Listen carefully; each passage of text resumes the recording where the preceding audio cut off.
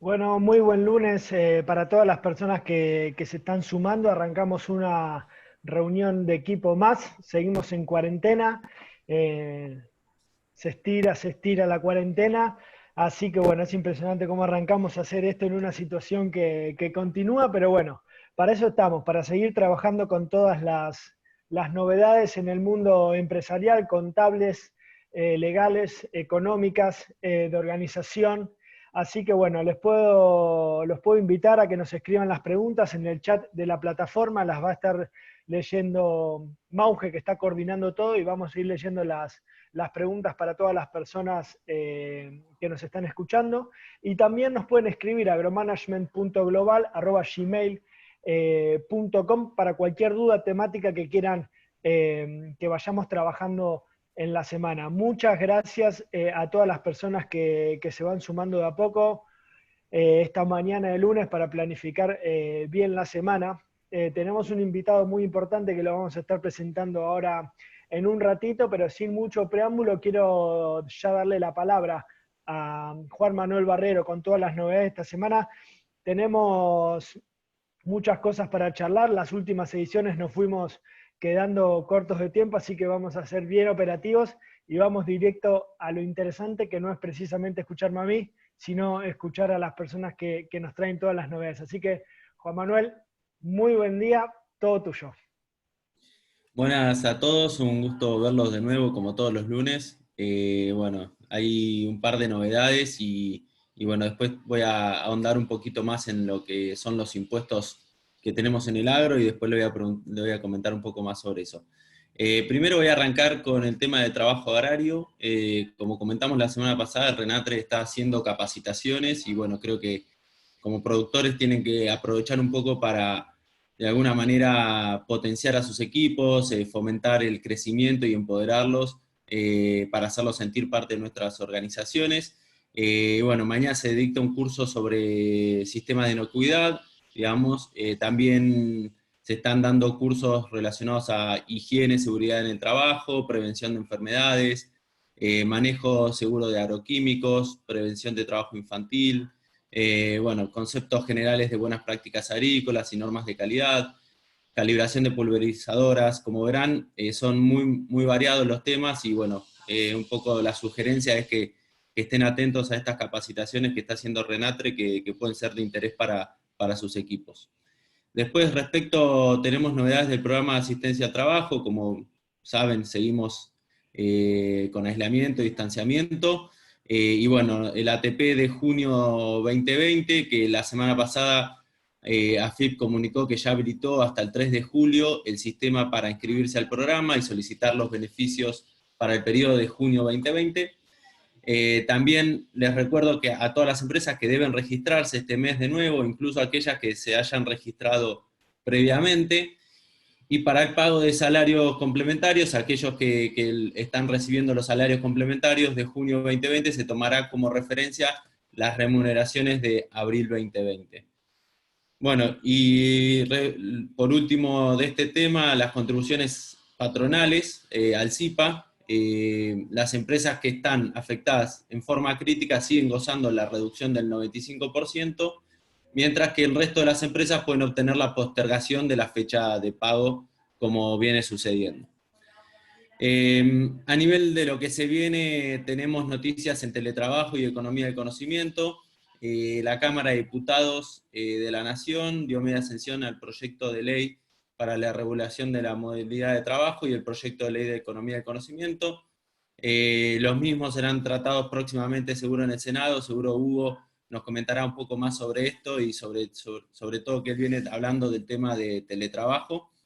Pero quiero hacer una mención sobre la Ley de Economía del Conocimiento, que, bueno, que conocemos muy de cerca, y, bueno, y por la importancia estratégica que no solamente que tiene para el sector y para nuestro país.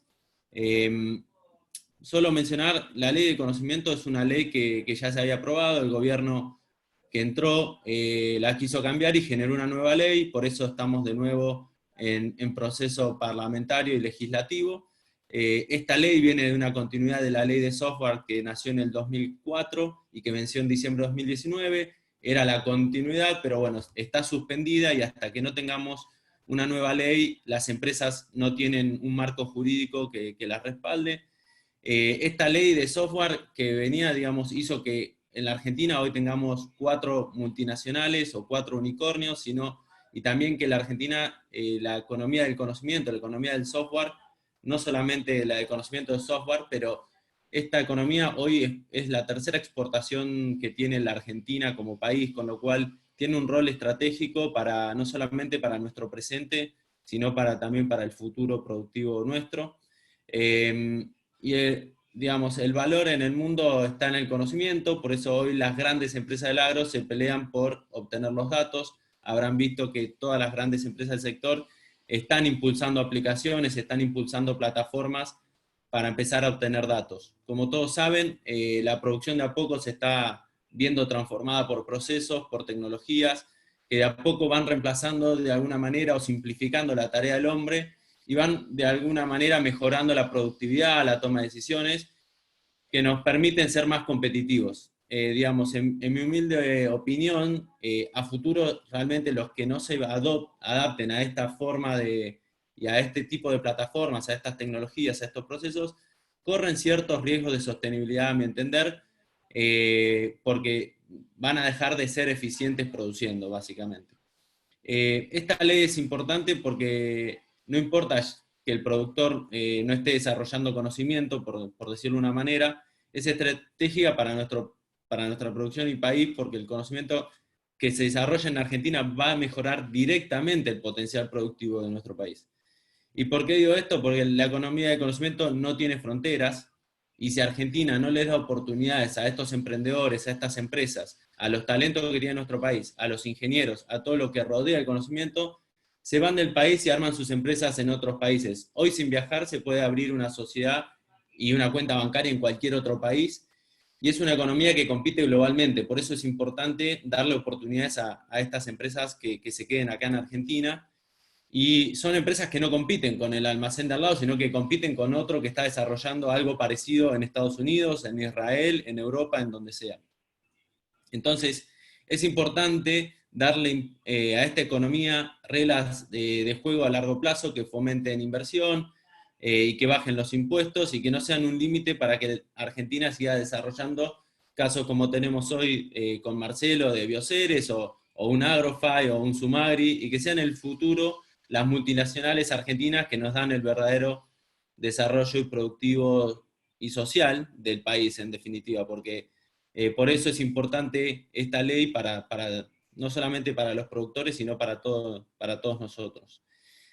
Es un poco para darle contexto, ojalá que tengamos novedades pronto de la sanción, y que sea una ley que empiece a darnos más oportunidades y sobre todo reglas de juego claras para todos estos emprendedores. Siguiendo, voy a hacer también se actualizaron los montos de ventas para encuadrar a las MIPYMES, para todos los que tienen certificado PYME. Las micro pasaron de 13 millones hasta 17 millones, las pequeñas de 48 a 72 millones, las medianas de tramo 1 de 345 millones a 427 millones, las medianas de tramo 2 de 548 millones a 677 millones. Es importante esto, que lo tienen que revisar con su contador por si están pasando algún límite y pasan de micro a pequeña o de pequeña a mediana, digamos. Entonces, es importante que revisen esto. La actualización promedio fue aproximadamente entre un 26 y un 32% de variación en estos aumentos para aumento de ventas. Y bueno, la semana pasada dimos una charla a un grupo CREA sobre temas de impuestos, y me habían pedido que haga un resumen sobre el tema de los impuestos en el agro, ¿no? ¿Cuáles son todos esos impuestos? Y pensé que sería bueno compartirlo con ustedes, obviamente brevemente porque no tenemos mucho tiempo. La estructura impositiva actual, desde ya del agro, hoy no mide la capacidad contributiva real, económica y financiera de un productor, y carece totalmente de equidad y de normas que incentiven la inversión y el desarrollo, digamos. Hoy tenemos una estructura impositiva que posee impuestos regresivos y que tiene costos administrativos excesivos. Mucho se habla y escuchamos por todos lados sobre la carga tributaria del sector. Hoy el Estado se queda con más del 60% de la renta digamos, de un productor agropecuario. Entonces, Los impuestos son el impuesto al valor agregado, que como saben esto genera saldos a favor porque vendemos a 10,5, compramos a 21 en la gran mayoría. Además que tenemos las retenciones que se generan por estar en el registro fiscal de operadores de granos, para los productores de granos, y bueno, eso también depende del estado que tengas del CISA. Pero bueno, todos esos créditos hoy es un impuesto que, y además a muchas veces genera un costo económico para las empresas. También tenemos los conocidos derechos de exportación que se abonan por la venta de granos al exterior, pero los exportadores de granos trasladan ese derecho al precio de los granos, y es decir, que en la cadena de comercialización es el productor quien lo termina sufriendo. También tenemos el impuesto a las ganancias, que en las sociedades están en 30%, y como vimos la semana pasada, las personas físicas hoy van del 5 al 35, pero la mayoría entra en el 35%. Y además también tenemos las retenciones de ganancias, que dependen del estado de riesgo que tengamos en el CISA. Para los que están en el estado de riesgo 1 no hay retenciones, pero el resto sí sufren retenciones de ganancias. También tenemos bienes personales, débitos y créditos bancarios, impuesto a los combustibles, impuesto a los ingresos brutos, sobre todo la parte de alquileres, las guías por ingreso y egreso de mercaderías, en algunas provincias como Santiago del Estero, Chaco, Misiones, Formosa, para trasladar las mercaderías necesitamos de este tipo de guías, que son como tasas que terminan siendo impuestos, porque generan muchas veces saldos a favor. El impuesto inmobiliario también, donde las valuaciones de los inmuebles rurales en los últimos años han sufrido un aumento significativo y de ajuste. El sellado de contratos y tasas municipales por muchas veces servicios que no ocurren, por ejemplo el mantenimiento de caminos o creación de nuevas rutas. Y finalmente, para los que tenemos los regímenes de información como el CISA, o no sé, en la provincia de Buenos Aires tenemos el control fiscal agropecuario de ARBA. Eso es un poco todo esto, una maraña de cosas que hoy el sector hace que tenga una carga fiscal muy importante, y que bueno, que me parece importante hacer, como le estuve hablando la semana pasada a un grupo CREA, me parecía importante conversarlo con ustedes. Y bueno, cualquier duda respecto de los temas, después en las próximas reuniones iremos seguramente abordando cada uno de estos en mayor profundidad. Así que se me fue un poco el tiempo hoy, pero bueno, le doy la palabra al moderador y cualquier duda después la comentamos. Gracias, Juan. Bueno, es entendible que se te vaya el tiempo, porque son muchos impuestos para enumerar, así que demora. Le mandamos un gran abrazo a Julio César Ramos, ahí que nos escribe en el chat. Siempre está presente Julio, un gran tuitero también, además. agromanagement.global@gmail.com para escribirnos, y también cualquier duda con respecto a lo que dijo Juan o con respecto a lo que van a decir los próximos oradores, nos escriben las preguntas al chat del grupo acá de Zoom, y las vamos a estar contestando en breve. Le doy la palabra a Hugo Rossi con todas sus novedades de la semana. Hugo, muy buen día, todo tuyo. Buen día, Gonza, buen día a todos. Bueno, gracias por estar presentes otra semana. Gracias, Marcelo, un invitado de súper lujo, ya lo va a presentar Gonza. Les cuento rapidito, así no se nos va el tiempo. Bueno, como ya saben, se prorroga el aislamiento social preventivo obligatorio, ya salió el decreto 576, extiende el mismo régimen actual para los días de hoy y mañana, y a partir del 1 de julio y hasta el 17 de julio inclusive, prorroga y endurece el aislamiento social preventivo obligatorio para el AMBA, para la provincia del Chaco y algunas localidades de Río Negro y Neuquén, y a su vez salieron normas complementarias también hoy, donde ya se continúa avanzando en fases ulteriores para el distanciamiento social preventivo obligatorio para el resto de las provincias del país, siempre sujeto a requisitos, con lo cual, si la empresa en la cual ustedes están desarrollando actividades está situada en alguna otra localidad del país de las que tienen aislamiento social, tengan en cuenta que en la gran mayoría de los casos existen protocolos bajo los cuales deberían estar operando, y siempre la recomendación que le venimos dando es revisen esos protocolos, porque a pesar de estar en una fase distinta a la del AMBA, puede que sea necesario que se atengan a distintas normas de trabajo. La recomendación, en este caso, a diferencia de otras, es sí saquen los certificados de circulación, aún siendo actividad exenta, particularmente para las zonas calientes, digamos, donde sigue el aislamiento. tienen tiempo entre hoy y mañana, porque a partir del miércoles, esta vez sí vencen las actividades esenciales, a diferencia de oportunidades anteriores donde vencían solamente las actividades no esenciales. Así que hoy o mañana métanse en la web o bien en la aplicación, pero siempre insistimos en que no hace falta bajar la aplicación para renovarlos. Sigue habiendo dificultades en el acceso a diferentes provincias para los productores agropecuarios y los prestadores de servicios, a los casos que veníamos comentando siempre de San Luis y algunas provincias del norte como Santiago del Estero, se sumó particularmente en estos días un endurecimiento bastante fuerte de la frontera formoseña, así que aquellos que deben ingresar a Formosa, particularmente ocurre con los casos de productores, empresarios o prestadores de servicios que vienen del AMBA o de zonas con fase 0 o fase 1, así que si deben ingresar a alguna de esas provincias, háganlo cumpliendo los distintos protocolos que cada provincia tiene. En cada caso salieron normas diferentes, pero tengan en cuenta que incluso a partir del 1 de julio no me sorprendería que algunas de esas provincias aún endurezcan más, teniendo en cuenta la regresión a fase 0 de esta zona, el acceso para personas que vengan justamente del AMBA.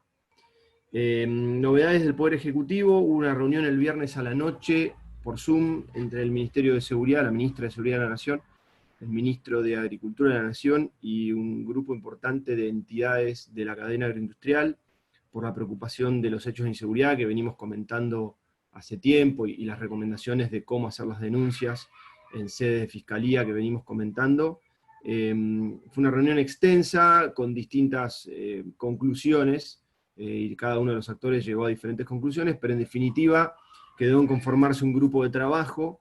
Se mencionó el programa Cosecha Segura, que viene existiendo desde la administración anterior, con lo cual va de vuelta la recomendación de hacer las denuncias ante las fiscalías, como ya hemos dicho reiteradas veces, y particularmente importante mantener a través de nuestras instituciones en las que participemos vigente y vigoroso este grupo de trabajo que se inicia para ver si podemos acotar los hechos de inseguridad a las zonas geográficas donde hoy están y a poquito empezar a eliminarlos. Una cuestión importante: el viernes venció el plazo que había otorgado el Ministerio de Agricultura para que los usuarios de indicaciones geográficas, de acuerdo a un listado bastante extenso que hay, puedan informar que están utilizándolas. Esto en el marco del acuerdo con el Mercosur y la Unión Europea. Como ustedes saben, en ese acuerdo se respetan, se prevé que se van a respetar las indicaciones geográficas, pero para eso es necesario que los países denuncien a los usuarios de esas indicaciones geográficas. El viernes venció el plazo para que vía correo electrónico los usuarios argentinos de indicaciones geográficas, que son productores agropecuarios o empresas agroalimentarias, puedan informarlo. Así que vamos a ver cómo continúa ese proceso. Esto es parte de la integración Unión Europea-Mercosur.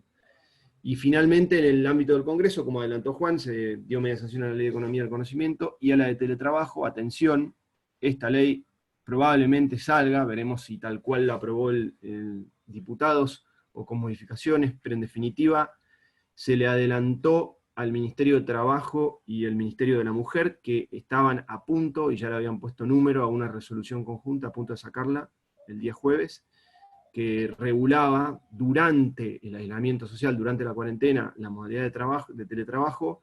Como el Congreso se apuró y dio la media sanción, el Ministerio de Trabajo y el Ministerio de la Mujer de la Nación por el momento dejaron en stand-by esa resolución, pero que estaba al salir, el texto ya es de público conocimiento, con lo cual vamos a tener que seguir igual atentamente si esa resolución no termina de todas formas publicándose en el boletín, porque tendría efecto inmediato sobre nuestras empresas y los trabajadores que hacen teletrabajo.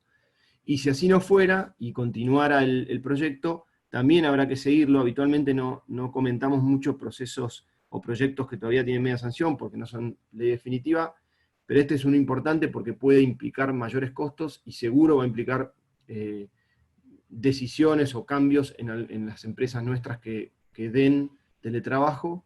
Hay varios derechos conflictivos ahí, uno que se llama derecho a la desconexión, la voluntariedad, la reversibilidad, muchos temas de privacidad, les iremos comentando. Pero mientras tanto, la recomendación práctica, si les hacemos, es comiencen a adoptar códigos de conducta y de ética para el teletrabajo, protocolos, normas internos de sus empresas. Hay muchos protocolos para tomar de ejemplo, pero hay mucho por regular: el uso del mail corporativo, el uso de las redes, el uso de las plataformas como Zoom. qué capacitaciones vamos a dar, qué medidas de seguridad vamos a tomar para nuestros empleados que trabajen mediante teletrabajo. Todo esto informarle a los empleados qué controles se le van a hacer, qué monitoreos se le van a hacer del uso de las herramientas virtuales. Y debe implementarse correctamente, notificando al empleado con su aceptación. Creemos que es una buena práctica que hay que adoptar, primero para minimizar riesgos actuales, pero fundamentalmente para adelantarnos a cualquier regulación que pueda haber y ya tener nuestro propio marco normativo. Y por último, para concluir, dos temas interesantes del Poder Judicial. Una cosa llamativa, un acuerdo extraordinario de la Cámara Nacional Electoral, donde se creó, o sea, básicamente se juntan los camaristas, dicho en criollo, de la Cámara Nacional Electoral. Lo comento porque puede ser algo que en el futuro inmediato traiga alguna consecuencia. Se creó un programa para evaluar el impacto de la pandemia en el proceso electoral del año que viene. Se conforma un grupo de trabajo donde está el Poder Judicial, el Poder Ejecutivo a través del Ministerio del Interior, el Correo, entre otros. Se va a convocar al Consejo Consultivo de los partidos políticos en algún momento, y se empieza a evaluar si la pandemia puede tener impacto, cuál, qué medidas hay que tomar. Incluso se mencionan los considerandos que otros países han pospuesto sus procesos electorales. Bueno, veremos, pero la verdad que es algo llamativo, es un acuerdo que no se publica, con lo cual no es de público conocimiento, pero tuvo lugar.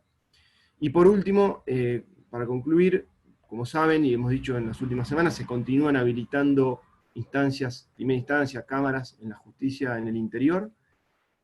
Continúa suspendida la Feria de Invierno, vamos a ver si la Corte Suprema, en el ámbito del AMBA, habilita por primera vez en toda la cuarentena las cámaras. Sin duda no lo va a hacer para las juzgados de primera instancia, dada la prórroga del aislamiento, pero existe la posibilidad de que se habiliten las cámaras, con lo cual aquellas empresas que tengan trámites judiciales en instancia recursiva, atención, porque es una posibilidad que en las próximas horas ocurra esto. Muchas gracias.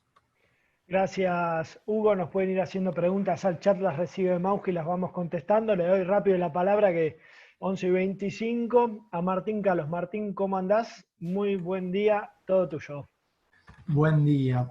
Le acoto algo ahí a Hugo sobre justamente lo que está pasando en muchas provincias con el ASPO y el DISPO, ¿no? Muchas provincias que ya están en fase 5, hay al menos un tercio de las provincias argentinas que están en fase 5, y que aún así la gente no está saliendo, y muchas de las cámaras de comercio están justamente planteando que necesitan ayuda, porque pese a que los locales gastronómicos, por ejemplo, ya abrieron, la gente no está yendo como antes, y esto tiene que ver obviamente con los cuidados que seguimos teniendo como sociedad, más allá de que legalmente se pueda salir más.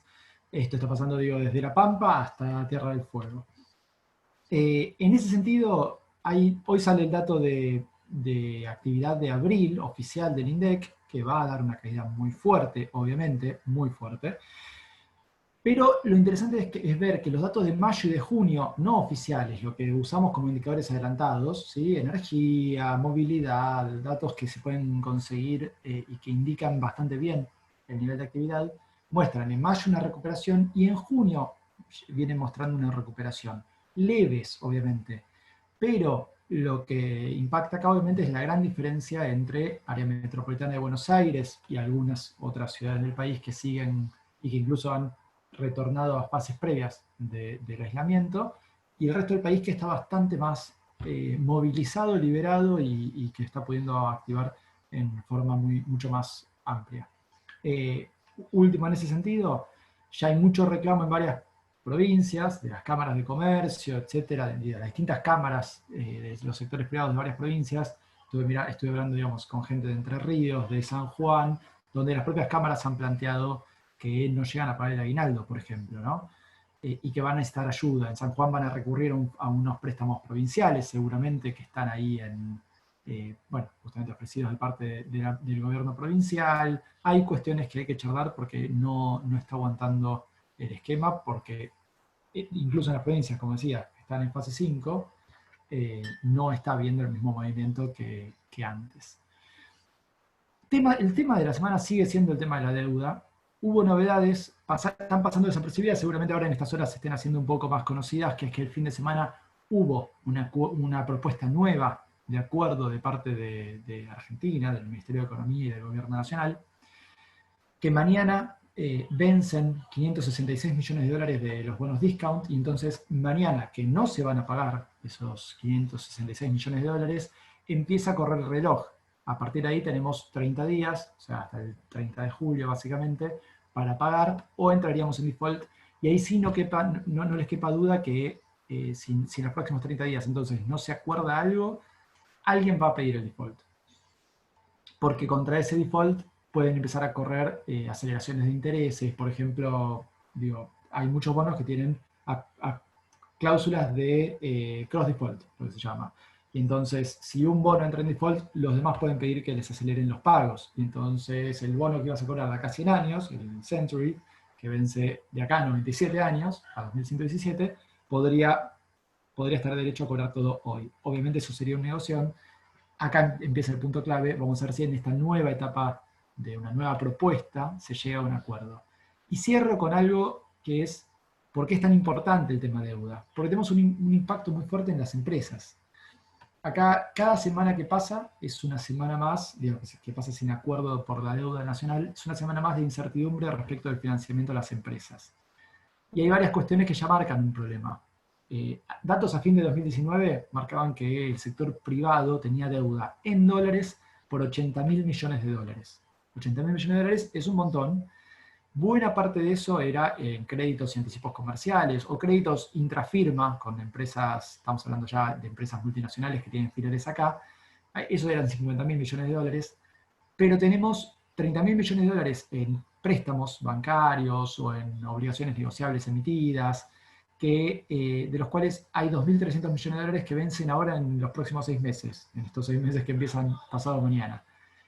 Y eso es el punto de, al no tener capacidad de refinanciarse, al no tener certidumbre respecto de hacia dónde estamos yendo con la deuda nacional, cuesta refinanciarlo y cuesta refinanciarlo a una tasa razonable, en el caso de quienes sí pueden. Finalizo con 2 detalles, hablando de deuda privada.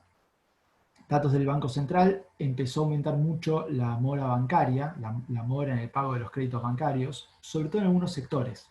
Y acá hay que distinguir 2 cosas, las empresas y las familias, porque el sector privado obviamente incluye ambas. En las empresas está aumentando mucho la mora, en industria pasó en un año, estamos hablando de marzo a marzo, son los últimos datos publicados, el dato de abril viene atrasadísimo, aumentó en industria, por ejemplo, de menos de 5% de mora a 12% de mora. En construcción de 7% a 11%. En comercio de 5,5% a 10%.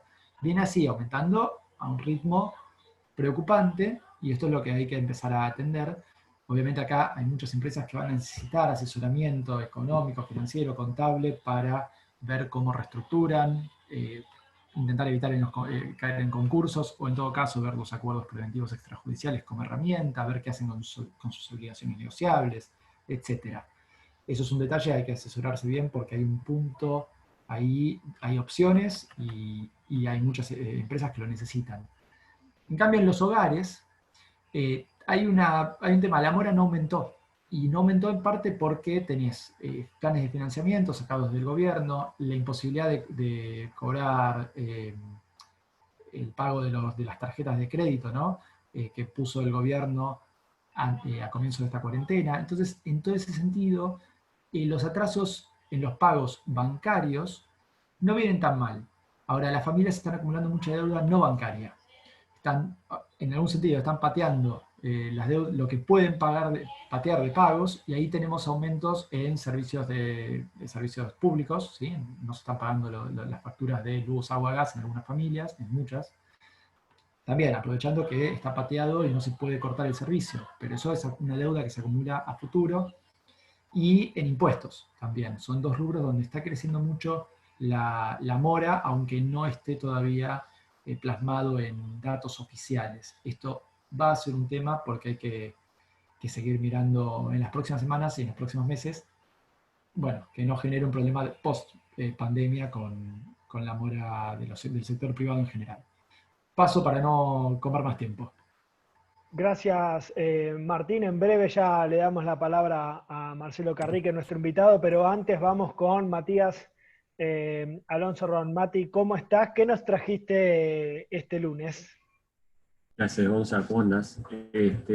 Yo este lunes me había quedado pensando durante toda la semana en la pregunta que me hizo Martín la semana pasada, no sé si te acordás, Martín, que después de hablar sobre la nota esta y lo que le había dicho de este video de este catalán que hablaba sobre la actitud y la importancia de la actitud, en esta fórmula que él hablaba sobre el valor de las personas, me quedó resonando esta pregunta que hacía Martín, que es una pregunta que nos hacemos muchos, hasta muchas veces adentro nuestro, ¿no? Nos debe pasar esto de cómo hacemos para motivarnos en un contexto de tanta incertidumbre que por más que no querramos, en algún punto siempre nos termina golpeando. Durante 100 días, en algún momento, algún bajón, todos hemos tenido. Y si sabemos que lo tenemos nosotros, ¿cómo hacemos para a veces levantar a nuestros compañeros de equipo, ¿no? Para que el equipo no se venga abajo? Entonces, me acuerdo que habíamos hablado sobre la importancia de, por lo pronto, la escucha, como una escucha no de que no suceda nada con eso, sino a la apertura de un diálogo que tiene que ver con esto de empezar a empatizar con la gente que nos rodea, ¿no? Y con la gente también que está trabajando en nuestros equipos. Eso por un lado, y también me había quedado resonando esto de la conclusión de esta nota que veníamos charlando del New York Times, sobre que la gente se siente motivada cuando estaban estas 4 dimensiones presentes de la mente, el cuerpo, las emociones y lo espiritual de la persona. Cuando alguna de esas 4 dimensiones se ve afectada, la persona se desmotiva. Entonces ver cómo en contextos de cambio podemos, a través de generar espacios de escucha / diálogo, que muchas veces las comunicaciones que tenemos en las organizaciones son más unidireccionales, y pegar el salto a que sea algo más bidireccional, ¿no? Que la persona también tenga la posibilidad de hablar, y de hablar de estas cosas que le pasa y de estas cosas que le pueden llegar a estar angustiando. Ya solo eso, verbalizar, ayuda un montón. Por eso los argentinos somos tan amigos del psicólogo, porque creo que además de tener un alto contenido de social en nuestros quehaceres cotidianos, necesitamos mucho esto de externalizar a través de la verbalización. Y en las organizaciones me parece que es un buen puntapié. Y recordando la semana algunas cosas, a mí me gusta tratar de ver cómo esta circunstancia hace que el liderazgo de hoy en día vaya a ser revisto de muchas maneras, ¿no? Qué cosas conocíamos como liderazgo o éramos conscientes o creíamos que tenía que hacer un buen líder, y esta pandemia lo va a poner como en duda determinadas cosas, o los va a fortalecer, por otro caso. Entonces, estos días estuve leyendo varias cosas, haciendo algunas películas que siempre como me gusta rever, y sobre todo volver a historias de personas que han transitado momentos complicados y la han sabido llevar adelante. Y pensaba el caso de 2 personas, una muy actual, vinculada al deporte, y otra bastante más lejana, vinculado a lo espiritual, ¿sí? Pero primero, para arrancar, y voy a ser súper breve, así le podemos dar la palabra a Marcelo. John Kotter, un profesor muy conocido de Harvard, dice que qué cosas hace un líder, ¿no? Y él las identifica, las simplifica en 4 cosas. Dice que un líder traza el rumbo de una organización, expone la visión del futuro y comunica cuáles son las estrategias para generar esos cambios. Termina alineando a la gente, que de alguna manera, a su vez a través de la motivación e inspiración que genera el líder, termina generando los cambios que muchas veces terminan siendo dramáticos. Entonces él, para concluir, y que quede bien claro a todos, determina dónde hay que ir, nos indica el camino, nos convence que es necesario ir hacia ahí, y nos guía por él mismo. Y me acordaba en la parte deportiva mucho veía una nota que le habían hecho a Agustín Pichot, y le preguntaban así, terminando, una nota que le habían hecho era qué había pasado durante los años que él había sido capitán de los Pumas para lograr una performance tan destacada, ¿no? Un equipo medio pelo hacer lo que terminó siendo con él, y que eso terminó siendo un puntapié a muchas cosas más que vinieron después. Y él decía, yo estaba muy convencido de lo que quería hacer, y estaba muy convencido de nuestras fortalezas, y creíamos que éramos capaces de lograrlo, y no sé por qué ese convencimiento, quizás hasta irracional, en mi visión, terminó convenciendo al resto, y todos me empezaron a seguir. Me parece que por ahí pasa un poco el secreto de esto, ¿no? Primero un gran convencimiento en la visión que tenemos que tener nosotros mismos sobre lo que podemos hacer, y una pasión para poder transmitirlo. Y lo uno a el otro ejemplo que pensaba esta semana, que tiene que ver más con un lado no del deporte, sino de lo espiritual, pero que viene también alineado, que tiene que ver con San Ignacio de Loyola.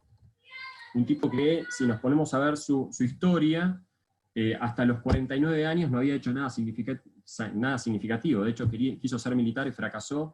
Después quería ser un peregrino en Jerusalén, terminó fracasando porque lo devolvieron a Europa, y a los 49 años, casi 50, empieza a armar con otras 9 personas que lo seguían, 10 personas que lo seguían, la Compañía de Jesús. A los 16 años, cuando él muere, esa compañía ya tenía más de 1000 seguidores, y a los pocos años ya el 20% de la población de Europa era capacitada por las universidades que ellos habían construido, ¿no?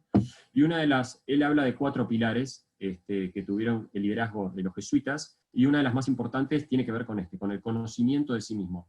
Todos los que lo conocían a San Ignacio decían que no era una persona erudita, no era una persona súper formada, no era una persona carismática, pero tenía un conocimiento tan fuerte de sus fortalezas y debilidades, y tenía un convencimiento tan grande en la visión que él tenía, que todos lo terminaban siguiendo. Y para no extenderme, y además me acaba de entrar uno de mis hijos, cortamos acá y le damos la palabra a Marcelo, si les parece. Gracias, gracias Mati, eso es lo importante, atendé ahí, de conocer sus propias fortalezas y nuestras propias debilidades. Ahora sí, nuestro invitado, perdón la demora, Marcelo. Bueno, Marcelo, para todos los que están conectados, es presidente de Bioceres, estudió agronomía en la UBA y tiene un MBA en el IAE, y además conoce y está involucrado en diferentes negocios del agro, agricultura, combustibles, insumos, producción y exportación de aceites y semillas, especialmente girasol. Es un potenciador de startups de AgTech. Bueno, la verdad que es una persona interesantísima y un referente para nosotros, y creo que está tocado, o por lo menos representa en el ejemplo y en la territorialidad varias de las cosas que nosotros fuimos mencionando en cada uno de nuestros speakers. Así que Marcelo, muy buen día, muchas gracias por sumarte, es un gusto para nosotros, y te doy la palabra, como siempre a los invitados les decimos, que nos comentes un poco desde tu visión y de tu experiencia, cómo estás viviendo este momento tan particular del mundo, no solo de la Argentina, sino del mundo.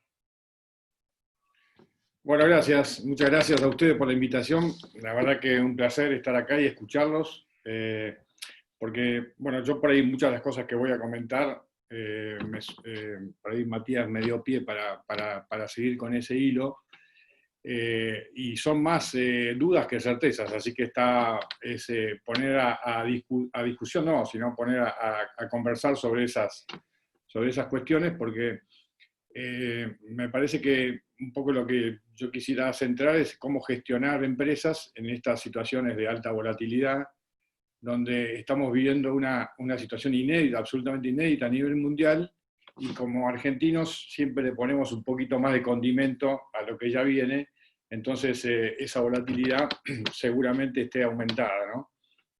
Entonces ahí me parece que, bueno, algunas de las cosas que decía Matías, pero a mí me parece que es muy importante la forma, ¿no?, de abordar y de tomar decisiones en estas circunstancias, y esta para mí, esta que están empleando ustedes, es una de las maneras que para mí enriquece un montón, que es el intercambio, la diversidad, los distintos puntos de vista, la apertura, la sinceridad, y poder entre todos nutrir al que tiene que tomar las decisiones para que sea lo mejor posible, sabiendo que tenemos una alta probabilidad de que no sea la correcta, y poder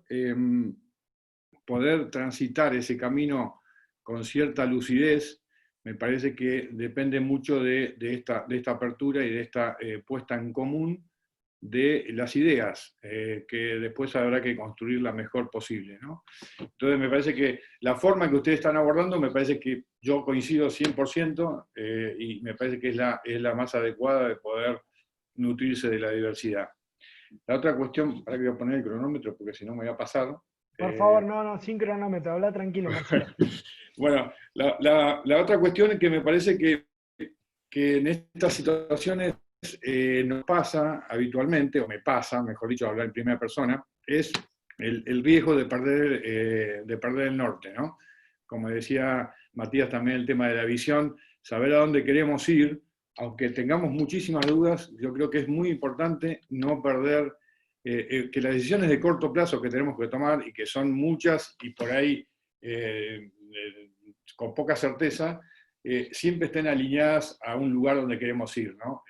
Creo que hay que hacer un esfuerzo permanente entre el corto y el largo plazo, y pensarnos, o pensar claramente cuando tomamos una decisión de corto, si nos está llevando donde queremos ir o no. Entonces, si tenemos alguna duda que va a afectar el largo plazo, dejarla de lado y pensar otra solución. Me parece que hay una alta probabilidad de confundirnos y de marearnos, y que el corto nos bombardea y nos va a hacer confundir en el largo, ¿no? Entonces me parece que eso hay que tenerlo en cuenta. Todas las cosas que uno puede estar gestionando en este momento son todas tensiones que no sabemos cuál es la mejor, pero bueno, tenemos que tomar decisiones, ¿no? Entonces, la otra cuestión que también me parece que es importante es actuar rápido, ¿no? A costa de equivocarnos, me parece que hay que actuar rápido. Y si le erramos, cambiar rápidamente también, digamos, ¿no? Tampoco es cuestión de hacer cualquier cosa en cualquier momento y absolutamente inconsciente, siempre nutriéndonos de la mejor información que tengamos en el momento. Me parece que como hay alta probabilidad de vuelta de errarle en la decisión, me parece que es mejor actuar rápidamente y cambiar que buscar permanentemente nuevos argumentos que nos den más solidez, pero no lo vamos a encontrar.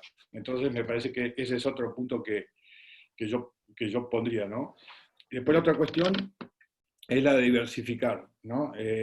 La volatilidad nos hace, casi la única certeza que nos da es que nos podemos equivocar más que antes, ¿no? Entonces me parece que hay que diversificar decisiones o estrategias, sabiendo que en algunas le vamos a errar por mucho, pero en otras le vamos a pegar también, ¿no? Entonces, poder tener distintas opciones, me parece que no hay que salir a buscar solamente la mejor, sino las que nos dé un poquito, que corte un poco el riesgo, ¿no? Entonces, poder diversificar para cortar el riesgo, que nos puede ir mejor o peor, pero lo que no nos podemos hacer es que nos voltee en el camino, digamos, ¿no? Una mala decisión. Y después, la otra cuestión es lo que hablaba Matías también, es la gestión de los equipos, que para mí es todo, digamos, ¿no?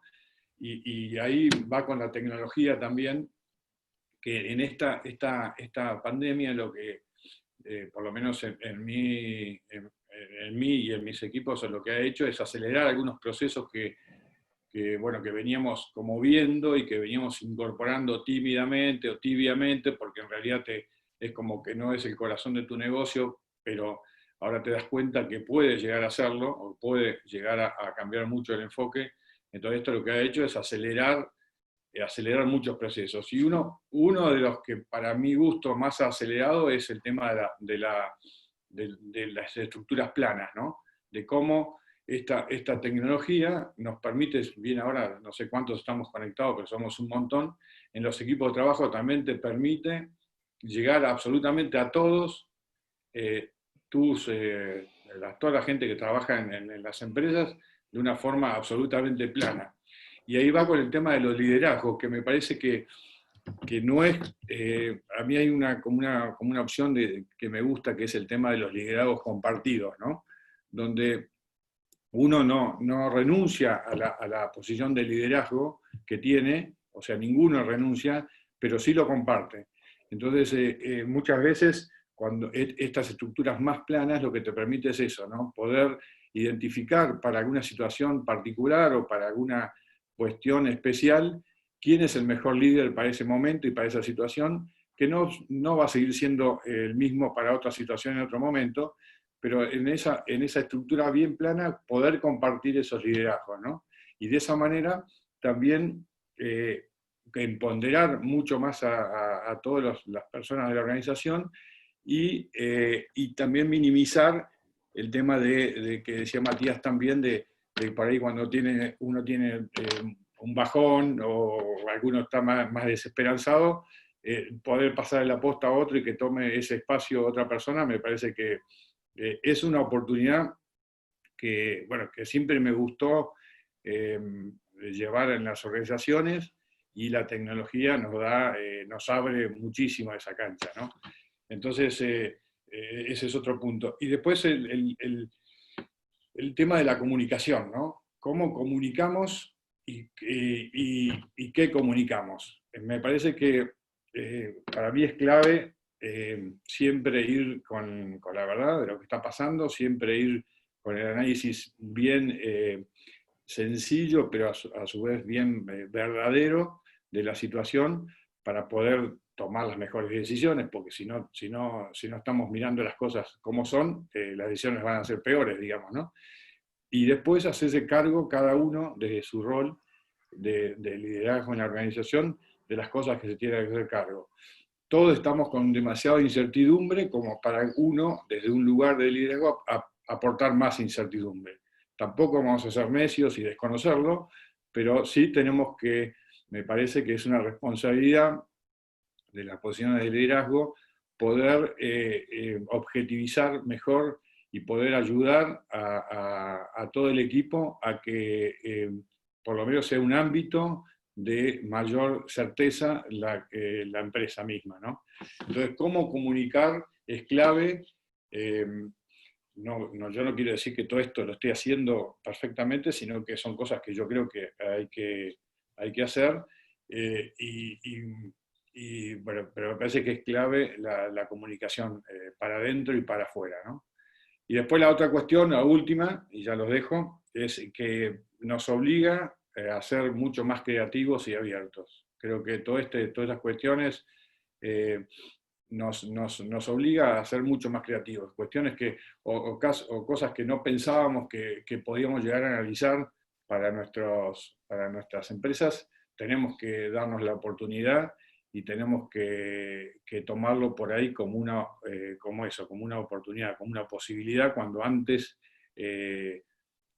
veníamos, no sé si negándolo, pero no dándole la importancia que creo que tiene ahora, ¿no? Entonces me parece que hay una aceleración de cambios y me parece que yo lo vivo desde un punto de vista como una oportunidad muy interesante para subirnos a muchos de esos cambios y hasta ser constructores, ¿no? Entonces, me parece que bueno, nada, ya está.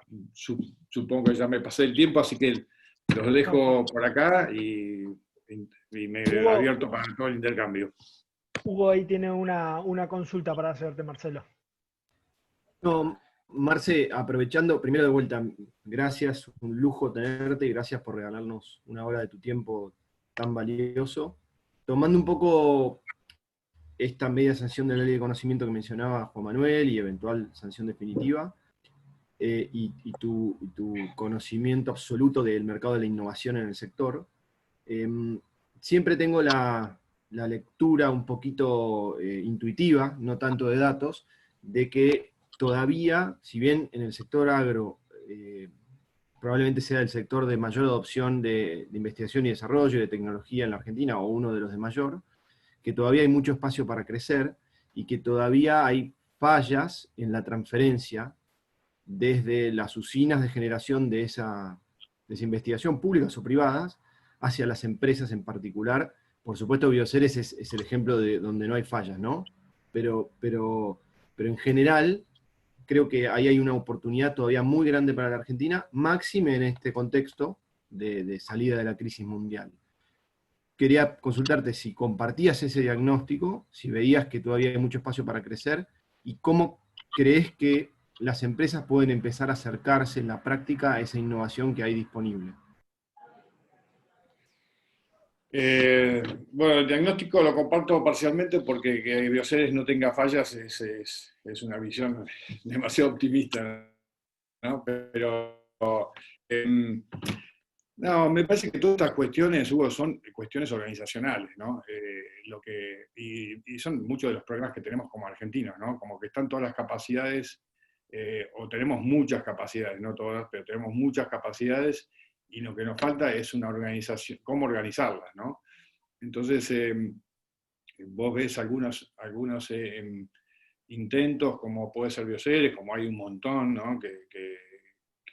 Pero bueno, que hay un montón, pero son de mucho esfuerzo, de demasiado esfuerzo, porque en realidad lo que uno tiene que traccionar es justamente esa organización, casi como traccionarla desde un lugar como puede llegar a ser Bioceres, ¿no?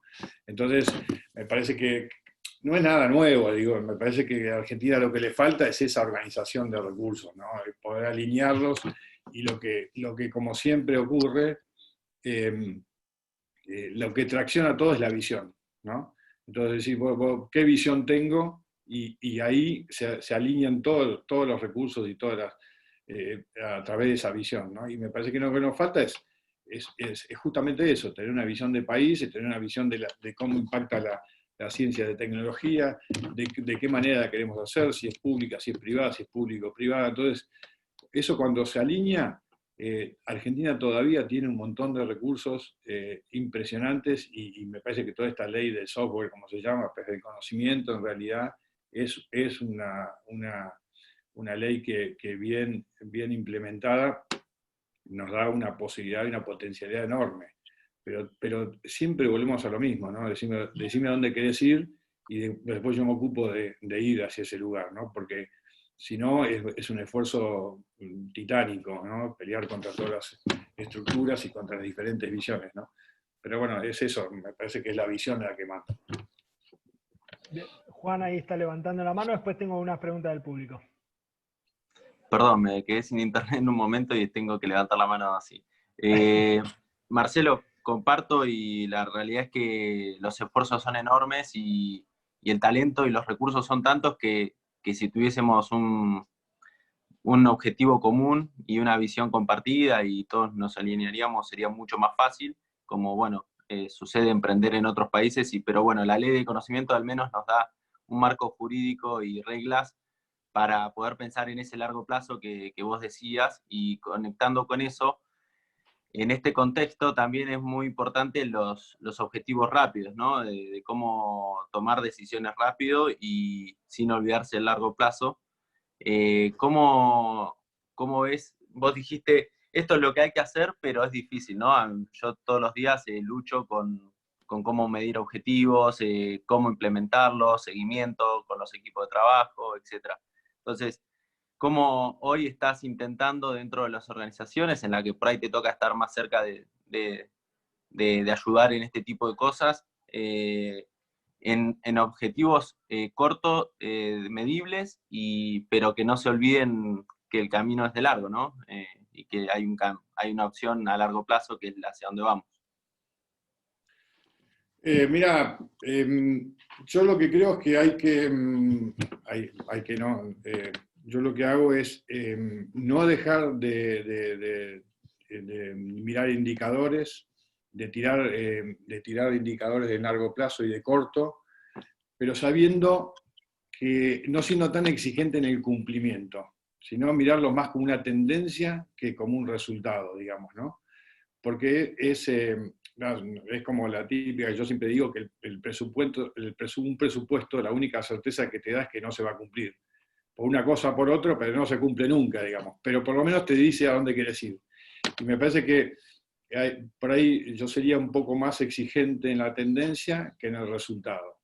Me parece que pretender resultados concretos es difícil, pero sí tendencia. Entonces, los objetivos y las metas Lo que sí me dan es claridad hacia dónde quiero ir, y después cuando los controlo y veo los desvíos, me da una base sobre la cual cambiar, ¿no?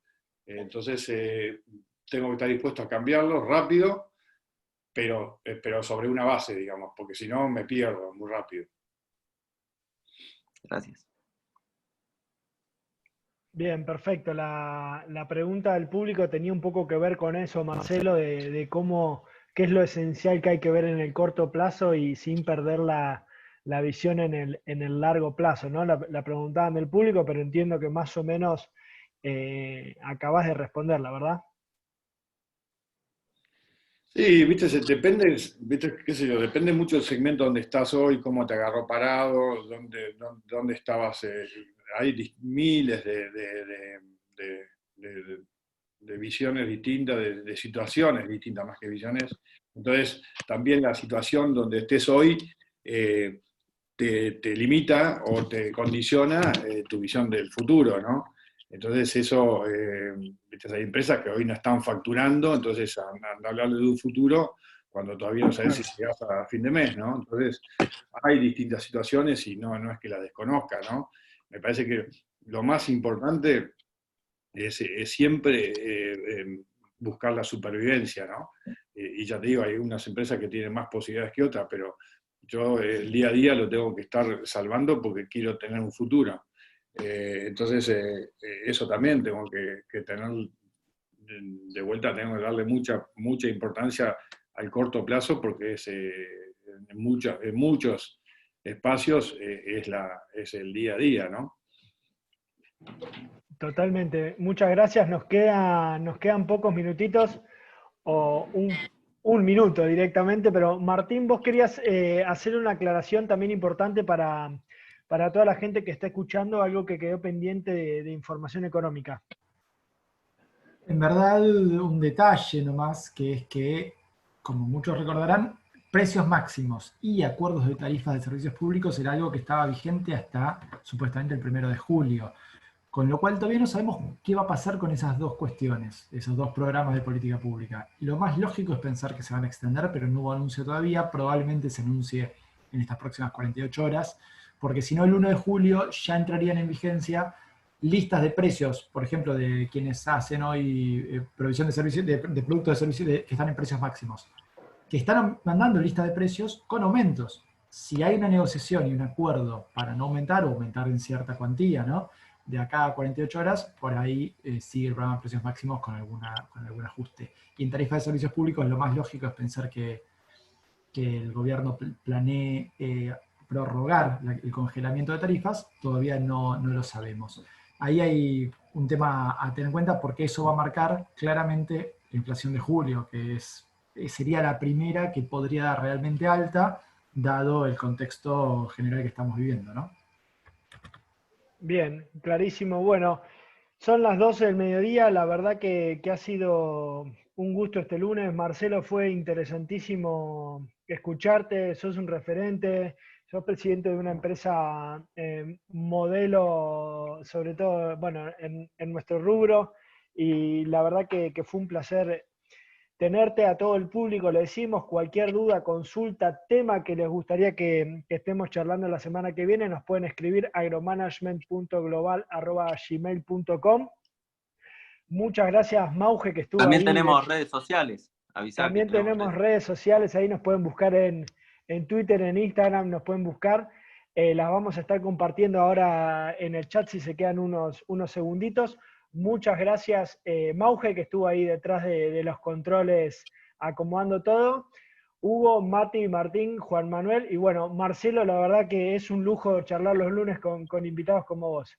Esto se grabó y lo vamos a estar subiendo a YouTube ahora en un ratito, y lo vamos a compartir también por redes, así que si se olvidaron algún detalle o quieren compartirlo, también va a estar a disposición. También muchas gracias a Luma Chay, que está por ahí conectada.